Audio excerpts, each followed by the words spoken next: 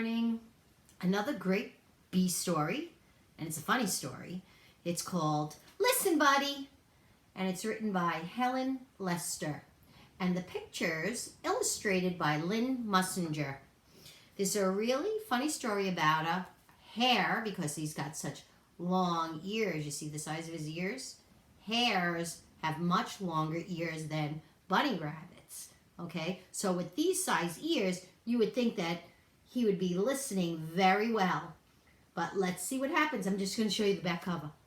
Oh my, he looks kind of frightened. Okay, this story I'm going to read it on my lap, and then I will show you the pictures because there's lots of words on the page. So here we go. The title page, Listen, Buddy.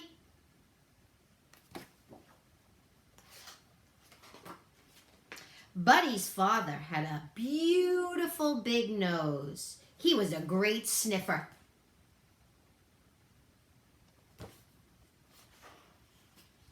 Buddy's mother had beautiful big teeth.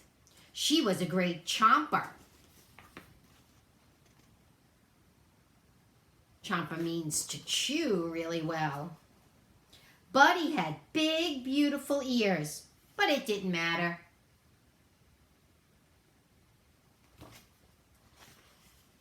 When Buddy's parents sent him to the vegetable stand to get a basket of squash, he came home with a basket of wash.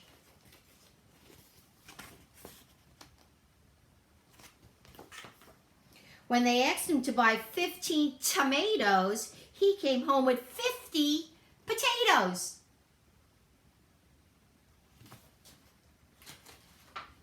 Buddy's father said, "Listen, Buddy, will you please bring me a pen?" "Who?" asked Buddy. "You," said his father. "Will you please bring me a pen?" "A what?" asked Buddy. "A pen," said his father. "Will you please bring me a pen?" "Sure," said Buddy. Buddy's father said, "Listen, Buddy."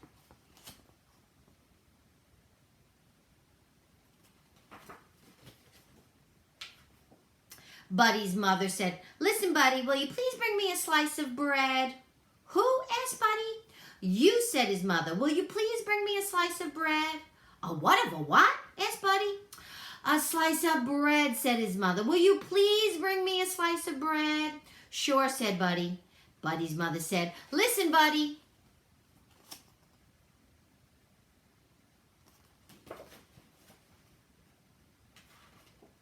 Somehow Buddy's mind was always wandering too far away from those beautiful ears.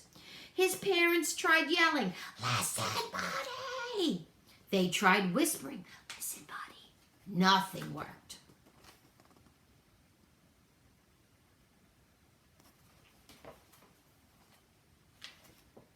One day, Buddy got permission to go for a long hop. He had never before been allowed to go beyond the vegetable stand. "Listen, Buddy," said his parents. They warned him. "Just remember, at the end of the road, there are two paths. The path to the left will lead you around the pond and back home again. But the path to the right will lead you to the cave of the scruffy varmint. And that scruffy varmint has a nasty temper. So be sure to take the path to the left." "Right?" asked Buddy. "Left," said his parents. "Right," said Buddy. And with a salute of his paw, he hopped away. What are you thinking? Thinking trouble, right? Feeling very grown up, Buddy hopped along past the vegetable stand and on to the end of the road. "Now, let's see," he pondered. Pondered meaning wondered. "Was I supposed to go to the left or to the right? Or right or left?" And he thought as hard as he could. "And the last thing I said was right. So that must be right." And right he went.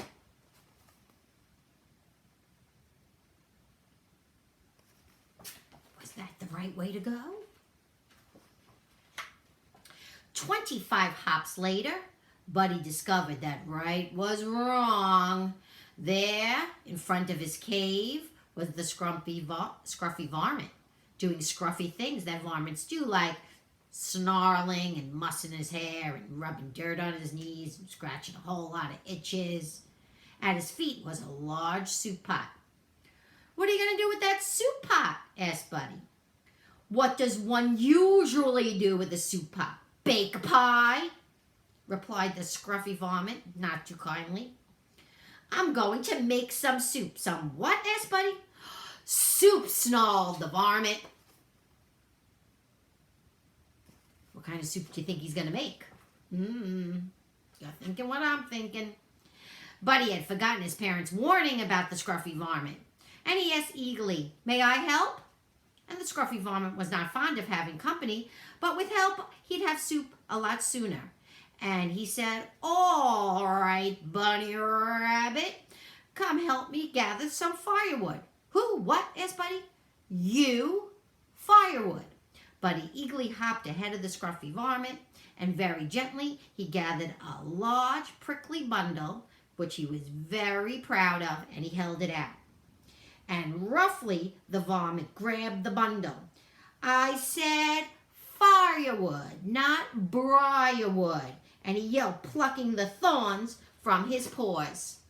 Briarwood is a very thorny bush. Look at the varmint. He's got all thorns stuck in him. Another listening mistake. How do you think the varmint's going to be now? I'm thinking a little angry. Later, when the pot was filled with water, the scruffy varmint lay against a rock, licking his paws and barking orders. "Hustle, Bunny Rabbit, get the flour." "Yes, sir," said the bunny. "5 pinches of salt." "Yes," said Buddy. 15 tomatoes." "Yes," said Buddy. I don't think he's listening very well for this recipe. "And a big load of squash." "Yes, sir," said Buddy. Scruffy Varmint rose and gave the soup a stir. And then he took a taste.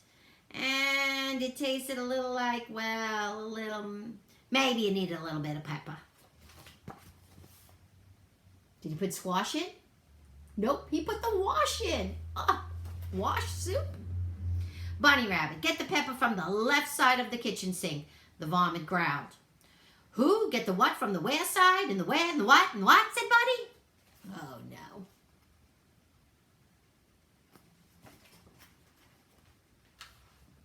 The scruffy varmint repeated.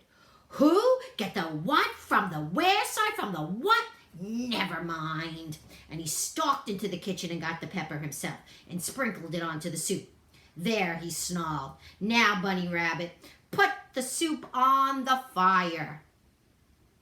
And Buddy put the soup in the fire. Oh my gosh, I think that's going to be his last mistake.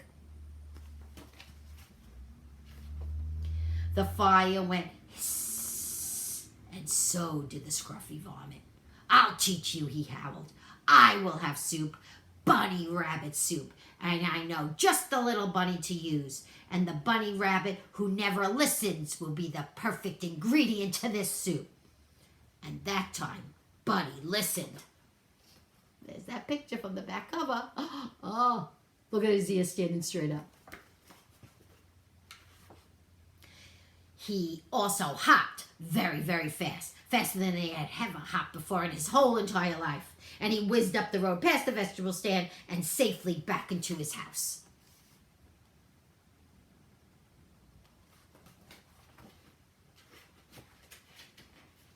And a little while later, when Bunny's parents asked him to bring him a pan and a slice of bread, Buddy did exactly that. He listened. Pen and bread. Listen, Buddy. Sometimes at home, do you not listen so well? Or you're not really paying attention all the time to what people are saying? So it's really important to tune in to listen to everything that your parents and your friends, anyone who speaks to you, it's always good to be a really good listener because you don't want to miss out on anything. And you certainly don't want to get into this kind of trouble like Listen Buddy did. Well, I hope you enjoyed that story. Until next time, keep listening to stories, keep drawing pictures, keep writing sentences, and I'll see you really soon. See you later. Bye.